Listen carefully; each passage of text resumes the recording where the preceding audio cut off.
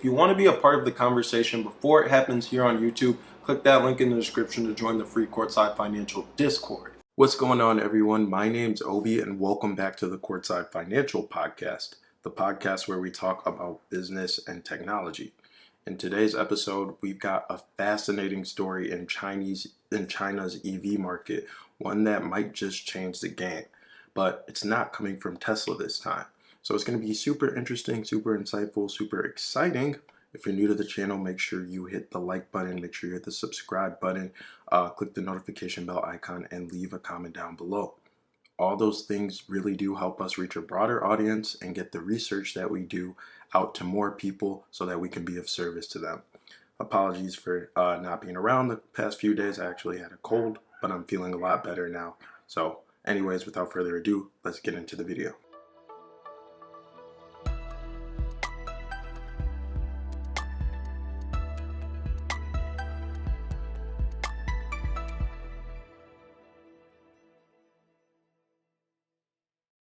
You know, it's funny, we've been hearing about Tesla Model Y killers for about 5 years now, but today's story is different. Tesla just dropped their new refreshed Model Y in China, and Chinese bloggers are talking all about it. According to some Chinese bloggers, they hit 50,000 orders on day one. Day one. Some Tesla stores are seeing over 100 orders per day. Let me break down what makes the Model Y so special. We're seeing a range of 707 kilometers. They added an 8-inch touchscreen in the rear because who doesn't like touchscreens, right? They've enhanced intelligent driving capabilities and also improved performance and service life. On top of that, they even gave it a fresh exterior design. All this comes at 263,500 yuan. That's for rear-wheel drive, and long-range all-wheel drive comes at 300,500 yuan. Here's where it gets interesting. When Tesla announced this, you should have seen how the Chinese auto industry reacted. It was like watching a championship fight where everyone wanted a piece of the action. Li Jun from Xiaomi jumped in with a simple post on Chinese social media Weibo saying, okay. Richard Yu from Huawei claimed that their R7 still remains the top dog. We've got Zeekr, Onvo, Link & Co. Everyone's throwing their hat in the ring. But let's look at some hard numbers. Between September and October 2024, several companies launched Tesla Model Y killers. Want to know how that went? Well, their combined sales hit 112,000 units over 4 months. Meanwhile, Tesla moved 190,000 units in those same 4 months. In December alone, the Tesla Model Y crossed 60,000 units. That's dominance, folks. But while everyone's been trying to go toe-to-toe with Tesla, NIO's been playing 4D chess. They launched their sub-brand Onvo, and with their L60 SUV, that's really where things get interesting. Let me break it down because it might be one of the smartest moves that we've seen in the EV space this year. And by this year, I'm talking about last year because that's when the Onvo came out.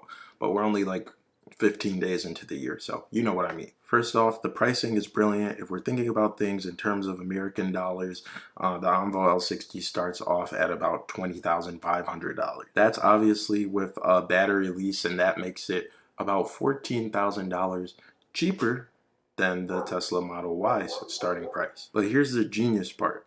They're not compromising on technology. We're talking about a 900-volt architecture, which is pretty much cutting edge in the EV world. They've got this single CAN bus setup, which is similar to what we're seeing with the Tesla Cybertruck. And get this, it's actually more efficient than the Model Y. They're hitting 12.1 kilowatt hours per 100 kilometers compared to the Tesla Model Y's 12.5. Let's geek out for a minute about what makes the Onvo L60 special. They've got 2 battery options, a 60 kilowatt hour pack and a 85 kilowatt hour battery pack. So you're looking at ranges of 345 miles and 434 miles respectively on the CLTC cycle. Now, yes, CLTC testing is typically more optimistic than real-world conditions, but these numbers are still impressive. The performance specs aren't too shabby either. The rear-wheel drive version is hitting 62 miles per hour in 5.9 seconds, while the all-wheel drive variant does it in 4.6 seconds.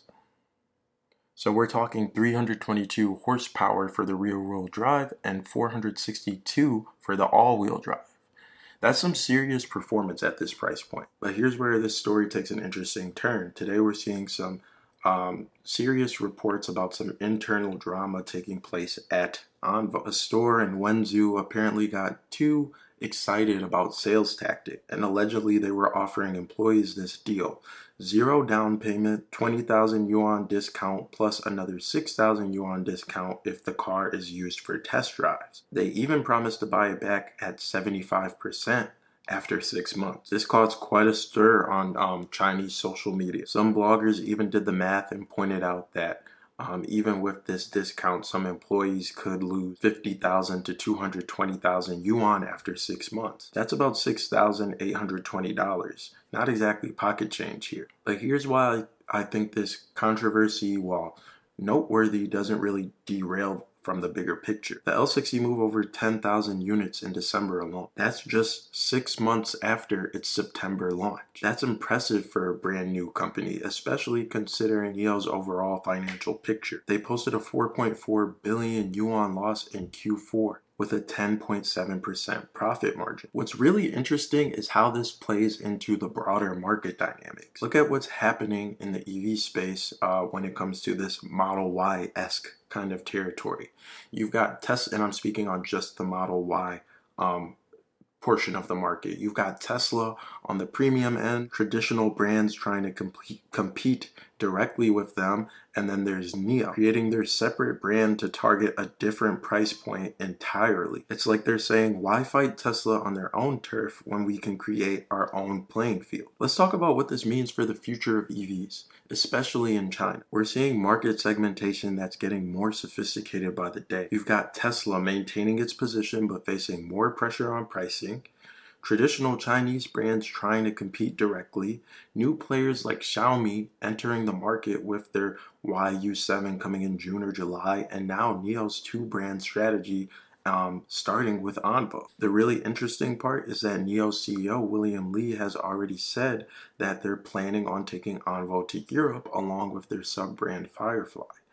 This isn't just about China anymore. This is about global market positioning. So here's my take. What we're witnessing isn't just another chapter in the Tesla versus everyone else story. It's an emergence of a new kind of competition where companies are finally starting to think beyond just matching Tesla feature for feature. They're creating new market segments, new price points, and a new way of thinking about what EVs can be. The real question for 2025 isn't who's going to kill the Tesla Model Y, but who's going to capture the next wave of EV buyers. And not just in China, but globally. From where I'm sitting, NIO seems to be doing or giving a valiant effort. With their sub-brand strategy, including Onvo, it might just be brilliant enough to work. Okay, I've talked your ear off for long enough, but I want to know what you think. Get in the comment box below. Is NIO's strategy brilliant, or is their strategy with Onvo desperate? Are we seeing the future of EV market segmentation? Are we seeing the seed being planted today? Drop your thoughts in the comment box below. Make sure you hit the like button, subscribe button, notification bell icon, share the video, all of those things if you found this valuable, useful, insightful, at the very least entertaining. This is OB signing off, and we'll see you in the next episode of the CF Podcast. Thank you for your time.